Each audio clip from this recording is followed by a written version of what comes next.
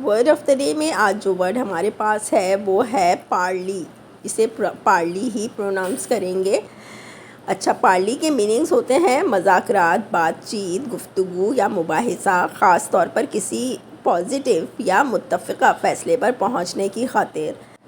Example sentence 1 is the two sides agreed to parley to discuss a possible peace treaty. दोनों फ़रीक़ैन ने एक मुमकिना अमन मुआहदे पर बातचीत जारी रखने पर इत्तिफ़ाक़ किया। The two sides agreed to parley to discuss a possible peace treaty. Sentence example 2 is the diplomats will parley with the rebels to try to reach a ceasefire.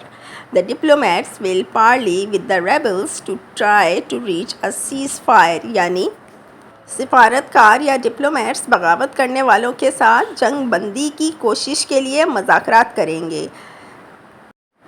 और अब देख लेते हैं इनके सिनोनिम्स जो कि हैं नेगोशिएट, डिस्कस, टॉक और कॉन्फ्रेंस। और आपको पार्ली से एक जाना पहचाना वर्ड जहन में गूंजता होगा, पार्लियामेंट या पार्लियामेंट। तो इंटरेस्टिंग फैक्ट इसके बारे में ये है कि पार्ले और पार्लियामेंट की रूट एक ही है, क्योंकि पार्ले वर्ड जो है वो फ्रेंच वर्ड पार्ले से निकला है कि जिसके मीनिंग्स भी हैं कॉन्फ्रेंस, डिस्कशन या टॉक बिटवीन एनिमीज़ और ओपोनेंट्स। और इंटरेस्टिंगली वर्ड पार्लियामेंट और वर्ड पार्ली दोनों की रूट भी है पार्ली या पार्ली।